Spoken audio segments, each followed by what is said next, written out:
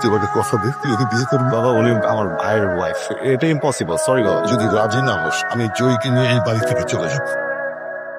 কোনোদিন আমাকে ওয়াইফ হিসেবে মেনে নিতে পারবেন না। আমি একটা মেয়েকে অনেক ভালোবাসি। আমার জীবনে একটা মানুষ থাকার পরেও আমি অন্য একটা মানুষকে বিয়ে করেছি।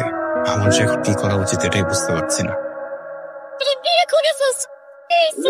তোমার সাথে যেটা হয়েছে এটা অনেক খারাপ হয়েছে। আমি না জাস্ট একটা জিনিস জানি, আমি তোমাকে অনেক ভালোবাসি। আপনি এসছেন, বাবা মা আপনার জন্য অপেক্ষা করতে করতে ঘুমিয়ে পড়েছে।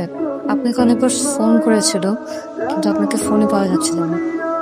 আমি আপনার জন্য ডিনার রেডি করে রেখেছি, আর আমিও খাইনি। কে আসছি ভাই? আজকে সবকিছু বলে এসেছি, ওকে এটাও বলেছে। এদিকে সবকিছু সর্ট আউট করার পরে আমি এই সম্পর্কটা শেষ করে তোকে বিয়ে করব। আপনি প্লিজ না নাস্তাটা করে যান। আমাকে আসার টাইম দেবো। 2 মিনিট লাগবে বসে না। কথাটা কেন বুঝতে পারছি না? আমাদের এই কোথাও আমি নিজে খেয়ে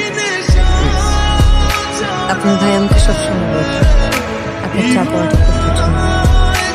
আপনি যখন দেশের বাইরে চলে যান, আপনার ভাই আপনাকে খুব মিস করতেন। তার মাঝে মাঝে আমাকে বলতে চা পড়াটা বানিয়ে দেওয়ার কথা। ও নিশ্চয়ই নিচে থাকে। তো নিচে থাকারই কথা, ও নিচে থাকে না। আচ্ছা আমি বুঝতেছি না, ও চলে যাচ্ছে না কেন বাপের বাড়িতে? তুমি কয়েকদিনের জন্য আসছো বাংলাদেশে, তুমি তো চলে যাবা। এই কয়েকদিন ও বাপের বাড়িতে থাক। এটা এরকম স্টুপিড কেন? আমি বুঝলাম না, ওর চরিত্রে সমস্যা আছে।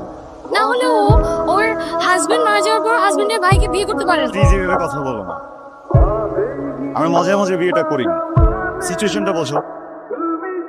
আমার টুইন ব্রাদার মারা গেছে। ফ্যামিলি সিচুয়েশন বুঝতেছো তুমি? আপনার কোনো রাইটই নেই তো আমার নাম মুখে নেই। আপনার মতো একটা মানুষের লাইফ ঠিক করতে যে আমার বাপ আমার পাশে এসে আমি এই জন্য আপনার বিয়ে করছি।